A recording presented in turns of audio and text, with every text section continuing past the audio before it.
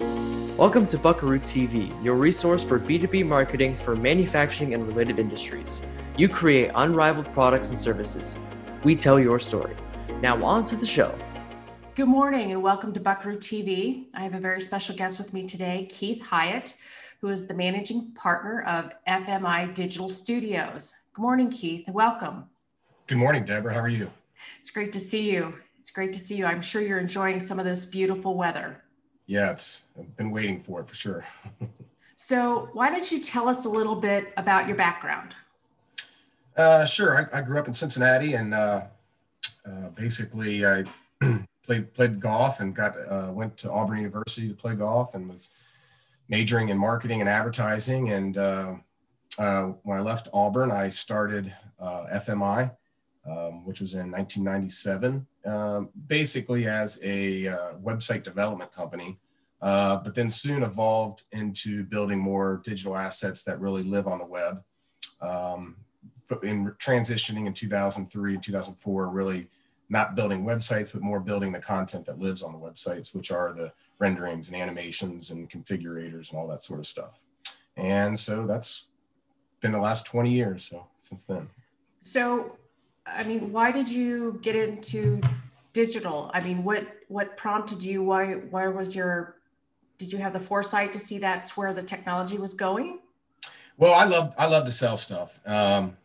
My uncle owned one of the largest sales management training firms in the world, and I was blessed to be able to work with him and learn, how to sell products. And I just thought the internet, especially in the late 90s, was going to be the new, what is called salesman. That's where people are going to go and do their commerce. And, I wasn't the only one that thought that. And so, people had brochures and there were yellow page ads and there was everything else in the late 90s. But I really thought that the movement was going to be into e-commerce.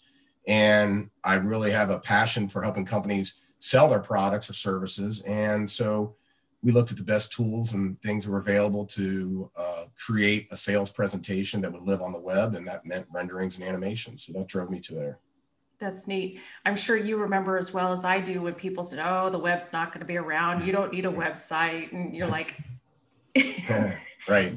Now you have to. I mean, it's as common. You have, it's like an electronic business card. Sure. And we try to, even today, we try to evaluate a company's digital maturity. And that doesn't just mean their fintech software or, other things. It really looks at their digital assets that they have. And there's still a lot of companies that are really in the rears, and they're going to get leapfrogged by their competitors and are getting leapfrogged by the competitors. The ones that embrace digital, at a faster pace are going to see more, market cap basically. Mm-hmm. Absolutely. So when you said, you call yourself the managing partner, I mean, you're the owner, right? You're it. Sure. I have a partner. Okay. In Cincinnati, and my business partner is in New Jersey. Like I said, we're a small group. We have 15 employees that basically do renderings and animations, and I'm the forefront to sell it. You're the face of the company. Yes. Good thing. So let's discuss FMI's capabilities. Sure. So what we do basically is create product renderings and animations that live on the web, and also can be put into print as well. And so let's take a step back. What a rendering is an image of your product that's created through a computer. It's a CGI, computer generated imagery. And that's done through CAD files, photography, any type of engineering models. And we take all that together, we put it in our software, and then we create a photorealistic version of your product. It looks like a photo, but it's a rendering. Okay. From there, once you have your renderings, you can do animations, which is just video, but it's not video. It's photorealistic animation. Maybe show how your product works, product claims, different things like that, and or configurators. But both animations and configurators require you to have renderings. You cannot do those with photography. Okay. And that's just part of the technology. How have you seen that technology change since you've started? Well, I think the biggest thing is it's become more photorealistic. 15 years ago, you would see stuff and you'd be like, wow, that looks nice, but it's a rendering. And a lot of brands and manufacturers didn't want to go that route because they wanted their products to be real. They don't want a fake, what it's, called fake representation of their product online. They wanted it to look real and be real. And I would understand that as a CEO. I don't want my product on there that is not the real thing. But today, there's no difference. And no one can tell the difference between a rendering or a photo. And photos are so touched up with Photoshop, they almost look fake, so it has been a complete merge of the technology, but it's gotten to where we can create a better version of your product using renderings than you can with a photograph. Interesting. And also, as we mentioned, you have, or just tell me about all the different places that you can use this. Sure. So, outside of people, we don't do people. So if you have people in your product, or that's kind of our limitation. Other than that, we've done airplanes for Bombardier. We've done medical devices for Medtronic. We've done Febreze products for Procter and Gamble. We've done concrete leveling machines for Samaro. So you name it, we've done in about every industry. Initially, it was all architecture. But then in 2008, when the housing crash kind of went and no one was building or doing anything, you kind of pivoted to, it's the same technology, it's the same talent to do it. It's just, instead of doing a home, with brick or siding or windows, or doing a bathroom with the glass and the metal and that sort of the countertops, we were doing, airplanes or medical devices or, consumer product goods. So that's kind of been the transition from going from architecture then to about any industry. Yeah, that makes perfect sense, and actually a very natural transition. Mm-hmm. Now, tell me a little bit about your client base. Are they, nationwide, global? No, mostly in North America. We have some in Canada, but mostly in the United States. And that's the market that we go after. In the rendering world, there's a big spectrum of quality. And I tell clients, if you're looking for a rendering agency, look at their work. And if it looks like renderings, don't hire them. Let's just, it's kind of like, what are you talking about? Well, you can go to India and China and get really cheap, renderings that are maybe I call basic illustrations of your product done, but it's not going to win on the digital shelf. And it's just basically a low quality rendering. So what we've done is we focused in our market in North America, and our clients, like I said, they range everything from industrial, heavy equipment to consumer product goods, to a lot of building manufacturer stuff, showing whether it's lighting or stone siding or baths or shower or anything that's in the building environment, has been a big chunk of our business. I know that I think I remember seeing one sample that was of a cosmetic product, and yet it had air bubbles floating in it, and it was just perfect. And I thought, there's no way that you could ever get that with a photograph. Yeah, we did that for L'Oreal's Advanced Cosmetic division. It was one of their products. And basically these agencies that work with these brands, they use the words forced perspective. They want to have the product, we want it to look just this way and just this light and just this reflection. And we call it a forced perspective of what they're trying to achieve. And with photography, it's almost impossible, or you're just going to be spinning your wheels in Photoshop forever to try to get there. And you're really aren't going to get there.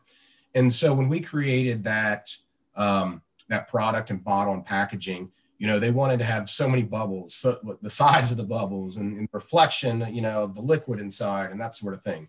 And that allows them to get that, again, completely photorealistic product, but allows them to achieve that forced perspective that they want so they can win on the digital shelf. Yeah. And so it looks absolutely perfect. Sure.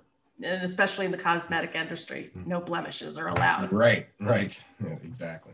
Now, why don't we talk about, some of the shared challenges that your clients have?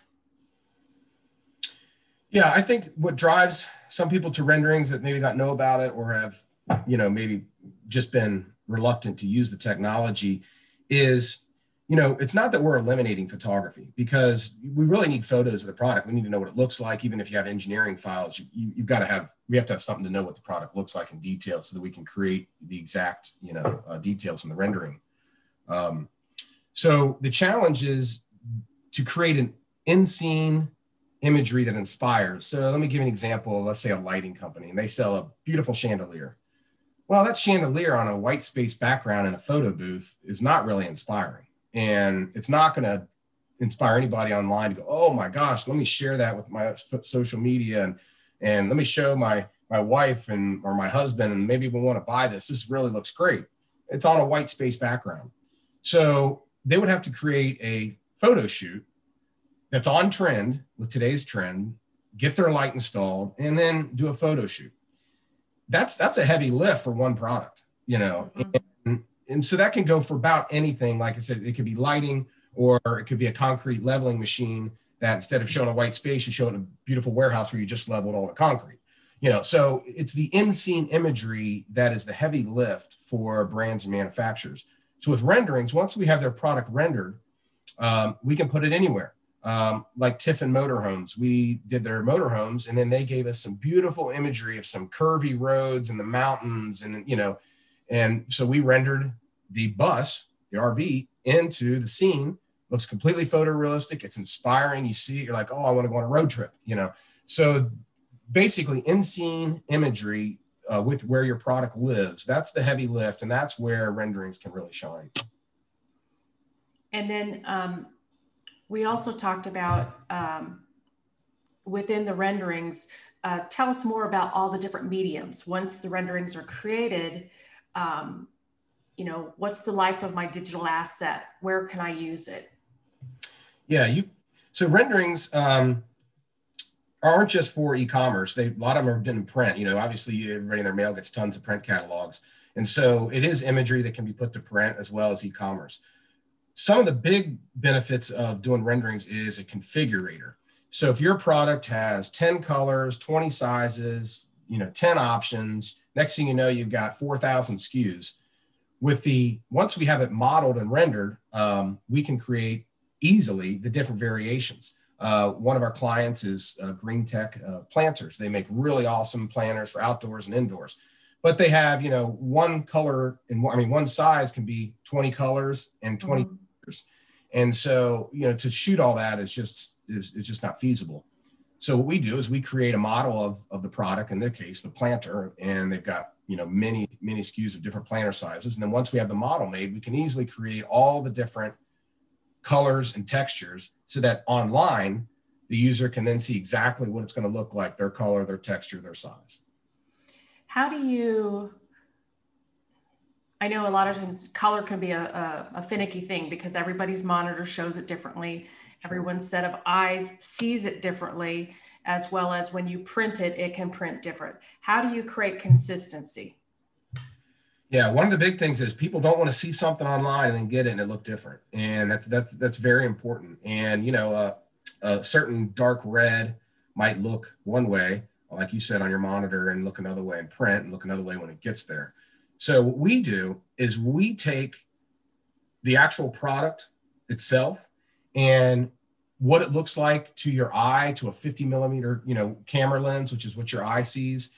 And we try to replicate that in our software so that it's not necessarily off of a CMYK color, you know, hey, it's this number and that number, because lighting can change anything. Lighting can make, you know, silver look white, black, gray, you know, and an outdoor environment, you know, and there's a lot of things. So what we try to do is get it as close to what we call real world, is what it would look like when the customer's going to get it. Customer experience, you know, reviews is if they get something that doesn't look like what they saw, it's not a good thing. So we try to take a little bit of the technology, a little bit of what, you know, the software says it should look like, and also what it looks like in real life, and do our best to create that photorealistic real version of it. Okay.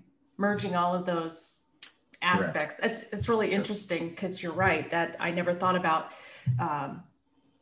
you know, I mean, we know it visually when you say, oh, lighting, you know, up lighting, dark lighting, you know, daylight, night, you know, we know that there's a difference, but just to sit down and I think mechanically think through that process, and to have, you know, in your case, you have such an intimate knowledge of how things can be affected, that will obviously ultimately affect the end result. Sure. Like, one of our clients is Kohler, and we do a lot of bathrooms for them. And in a bathroom, you got to think about it. You have tile that has different reflections. You've got glass that has different reflections. And then you have the hardware that can be oil rub bronze, chrome, silver. Chrome can look 10 different ways depending on where you're standing, where you're looking, what kind of lighting you have on it. And so there is a creative element to getting the exact reflections, getting the look and feel that you're going to want, to put online that represents your product. Mm-hmm. Mm-hmm. Yeah. And I've seen some of your work, and just when you sit down and really analyze the shadows and the lighting, it's really an art form. I mean, when you understand how the technology is created, and then you look at the end result, it is truly picturesque and really beautiful. Well, thank you. Thank you. We take a lot of pride in our work, and our clients, they said they always love getting emails from me because they get to see their products, in the real world, what they would look like, and so it's fun. Would you like to talk about, show us some examples, real world examples of what you've done, and talk to us about maybe challenges that you overcame? Yeah, sure. I've put a few examples together of some different work we've done where we can kind of show kind of beginning to end and showing, basically the process that goes into it. So this is for our client of ours, Visual Comfort, and this is a beautiful chandelier light that they have, and this is a photo that they've taken in their studio, and they also given us the engineering files for the light. So we took the light, and if you go ahead and go to the next image, and put it into a scene, kind of a contemporary scene that they described they would like. And so we rendered it into the scene. As you can see, it's just a lot better than being on white. What you're seeing here is a rendering of the light, not a photo of the light. It's an actual rendering. And then from there, we just created a little simple animation, little clip that they can use, when promoting this particular light. So if you go to the next, hit play. And again, you can only do this with a rendering. And so we created the rendering and then did an animation, just showing all the details of the light and kind of showing it in the room and, showing just the different finishes. And so you can see all the details. So this is for a company called Royal Building Product. So this is what they give to their salespeople, and they, had in their catalog. And this is just a sample of the stone putting on a house and what it would look like. As you can see, yeah, it does show you the stone, and it might fit, to sell to a builder or an architect. Hey, this is the type of, siding you want to put on the house. Mm-hmm. So as we took that and modeled it and created our own 3D model of the stone. So if you go back to maybe picture 2 or 1, go over to 1 there, you'll see we put it into a kind of a mid-level, entry home. Siding halfway up, again, just showing a clip. Mm-hmm. They also wanted us to show it into a modern home. So if you go ahead and go to the next image, there's the full of that house, taking the siding all the way up. Oh, okay. So yeah. Basically you're showing it as, a feature aspect, as far as an accent aspect. Yeah. So this was a really cool home. They wanted to do something like a Northwest, modern home with the stone. So we did this house for them, and then we did a detail shot, and this is really up close, seeing the detail. And when you see this, now you're like, wow, I can envision it, I can see it, and now, I want to buy it, versus the simple photo of it on a wall, Yeah, I think the thing that blew me away on this one was the fact that you've got the reflection of the trees and the outdoors against that window. Mm-hmm. And I was like, wow, that is just so breathtaking and perfect. I mean, it's just like, that level of detail is really one of the things that fascinates me about what you do, is the fact that you can get that realism. Right. And as you also can see, the lighting affects some of the color of the stone. You have the lights under, the porch, and, obviously that lightens up stuff, and you have dark shadows above. And so there's things like that we talked about earlier that, make your product photorealistic is what it's going to look like once applied in a real world environment. Now, and, I'm looking at this, and you've got all these shrubs. And in fact, some of them I just bought, actually, this round one in the front, it's a bowling ball called Mr. Bowling Ball. I mean, you've got the rhododendron. Where does that come from? Are those all things that you create, or are you able to pull from libraries? How does that happen? Yeah, so in the landscape world, we're able to pull from libraries. In the CAD world, there's a lot of what you call, in the stock photography, you can buy stock photos. Mm-hmm. In our world, we can buy almost any plant that some 3D render model has made a very good representation of, and then we put it in our library. And since we've done so much architecture, we have hundreds and hundreds of plants and flowers and trees. And so if somebody says they want, azaleas lined up, we pull the azaleas and put them in our environment and render them out. Okay, that's good to know, because I think a lot of times people might think, wow, this is really going to cost a fortune because of, creating the in-scene aspect. But knowing that just like photography, you can purchase bits and pieces and assemble it. Obviously, it saves time, and we're always kind of like the same mindset. Why reinvent the wheel twice? Correct. Yes, correct. So if you want to go over to another folder, we can do the concrete machine. So their big challenge is, so they sell a lot of equipment that does work with concrete. So like this machine here levels concrete in a huge like warehouse like Amazon or whatever. Okay. And when they manufacture, they can get a picture of it, sitting in the, on the manufacturer's floor on white, background. And that's okay. And that's a fine image. But, especially in their world, in the construction kind of NASCAR marketing world, the Ford heavy duty truck, type marketing, they were looking for something to really like put a pop on their brand. So we get our engineering file. So we created, this is a grayscale model. This is usually the first step of creating a rendering. And we modeled everything based on the engineering files, and their engineers reviewed it to make sure everything's correct. Because again, we're not experts in concrete leveling machines. So we sure that they sign off on that. So once we have the model made, we bring it into a photorealism world. And they gave us the artwork for the stickers, as you see the S22EZ and all the different font meters and leveling. And so we put all that and applied everything and created a photorealistic version of it. So now, once we have this, we then had a discussion with them about creating it in a huge warehouse that maybe just got done leveling all the concrete, because they can't go at a job site and shoot a picture of it because, one, it's all dirty, and you got a lot of projects where it's not really looked good upon to be out there with photographs shooting while they're doing construction and that sort of thing. So we created a warehouse, and there it is, big beautiful warehouse, concrete floor, completely leveled.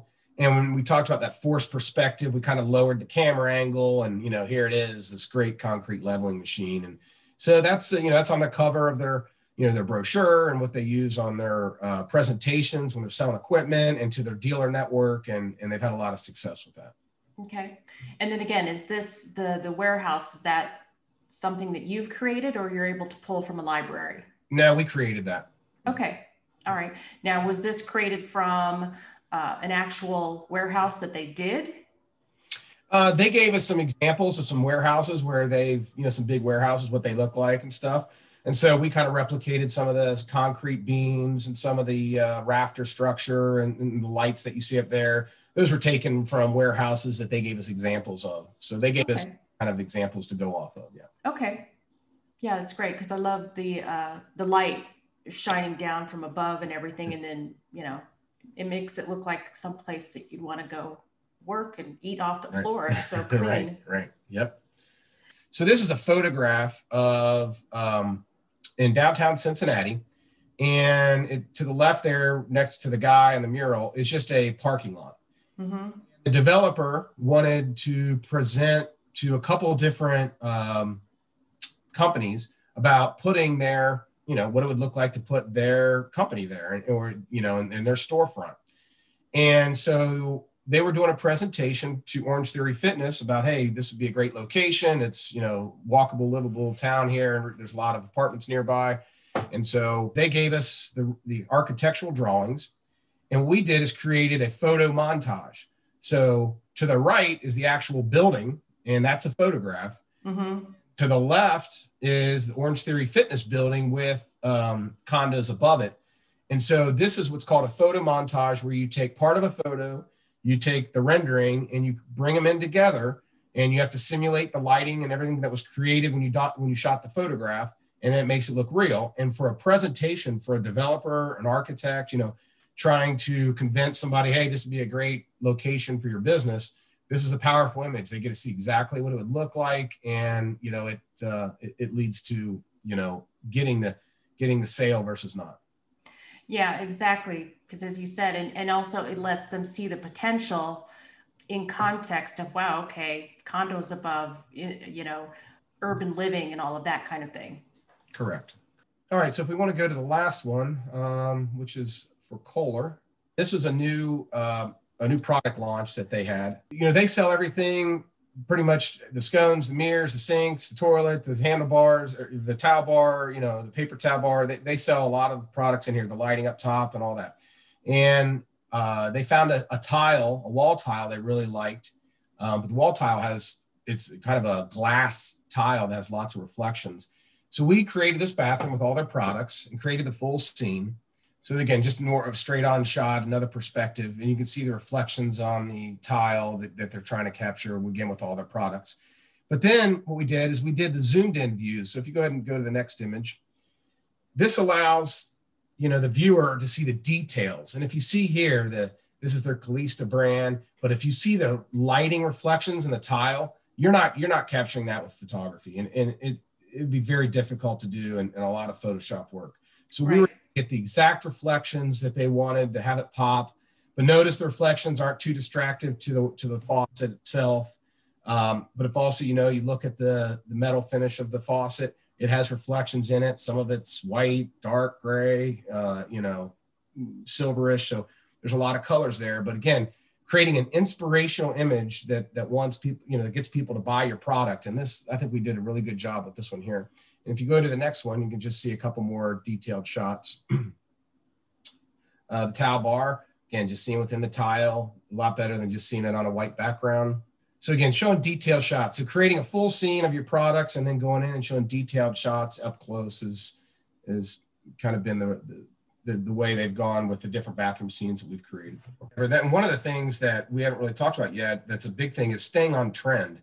So if you shot the scene with photography and it built the scene out, and shot with photography, what happens in 2 years when this is out and that no longer is on trend?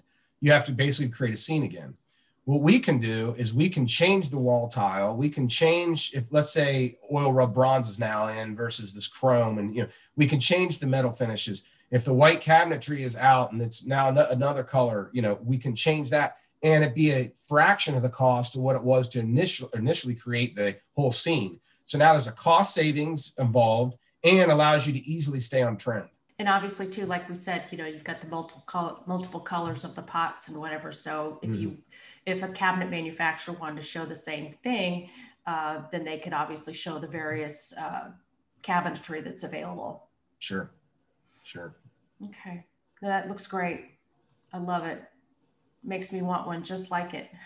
Me too. Go ahead and talk about what you just said as far as seeing other examples of what you do and where to find those kinds of things. Okay.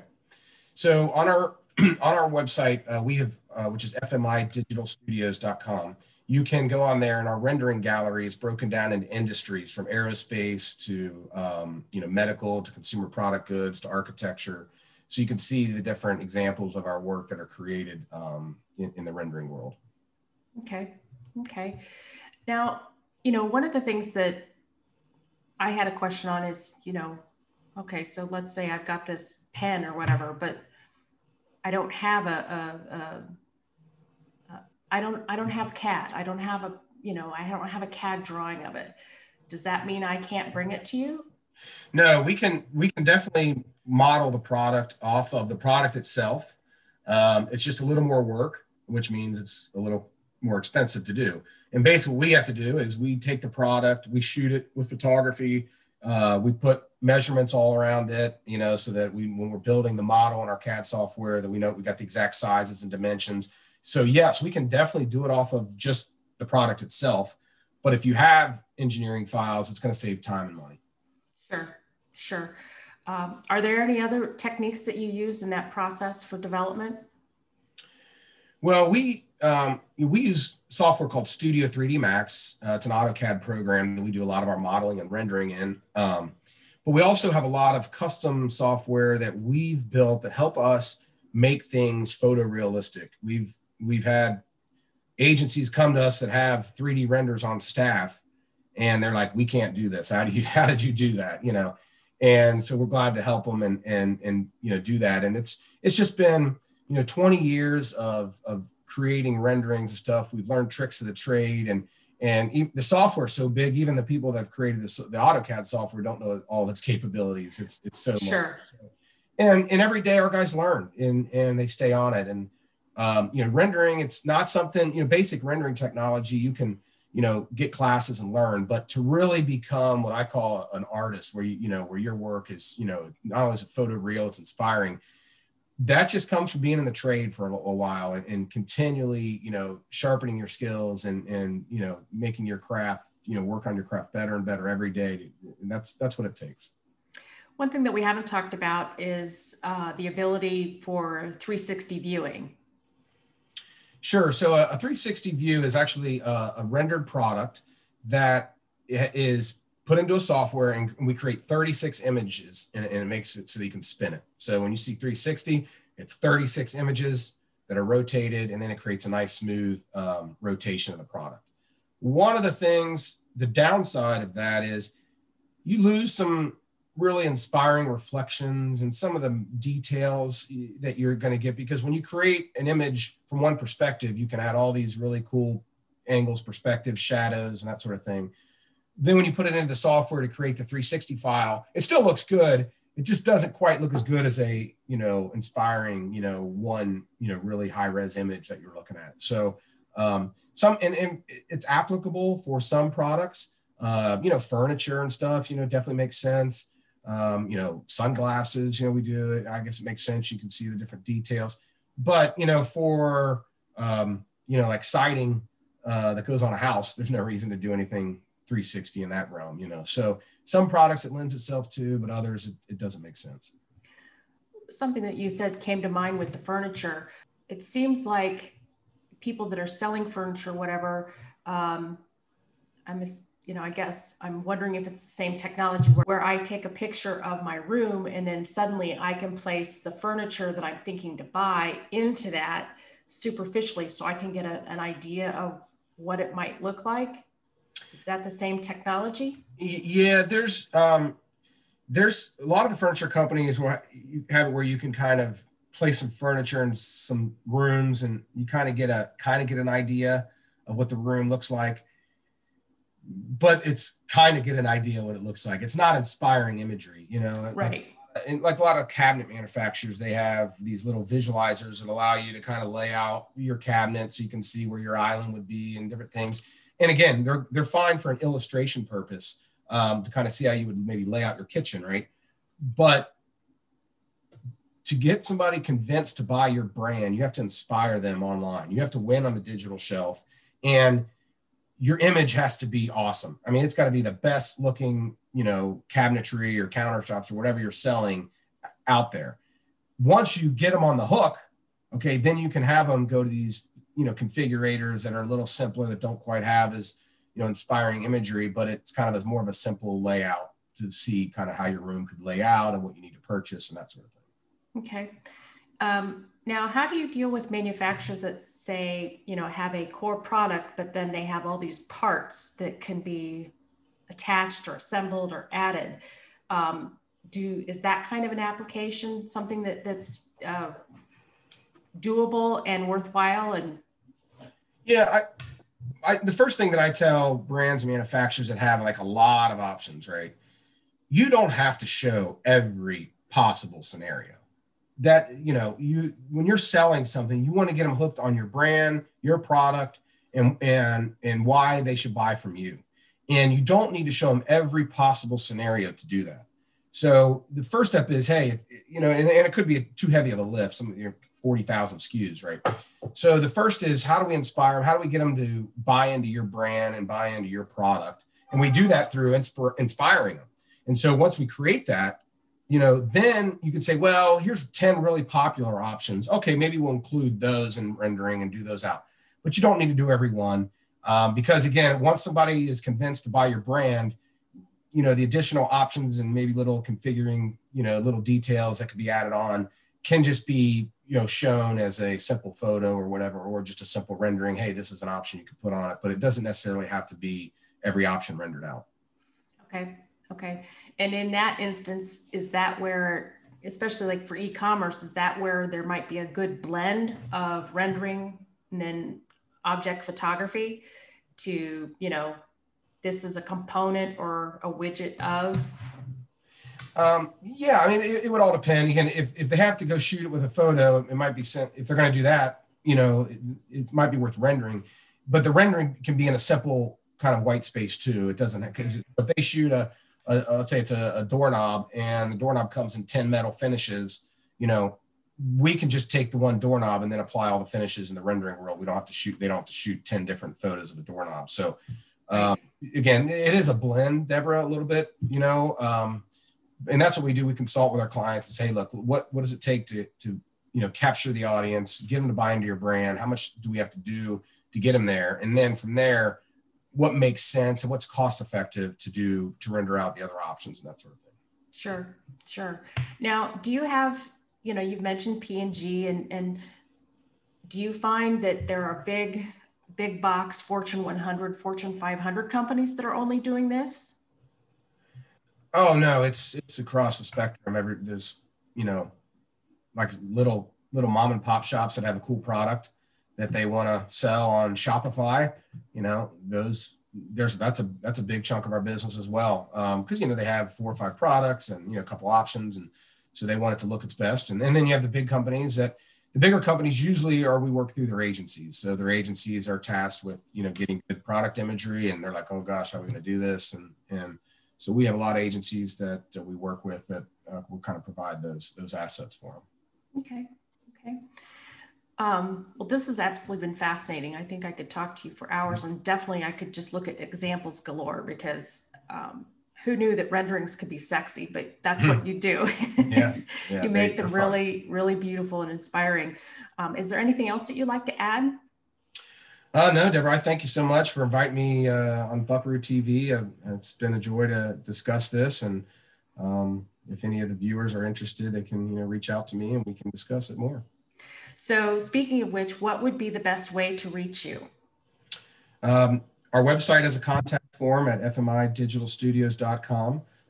Also can reach me via email, which is keith@fmicommunications.com. Okay. And phone number? 513-772-5432. Okay, great. Thank you. Really appreciate your time today, Keith, and all the information. Special thanks to our viewers for joining us today on Buckaroo TV.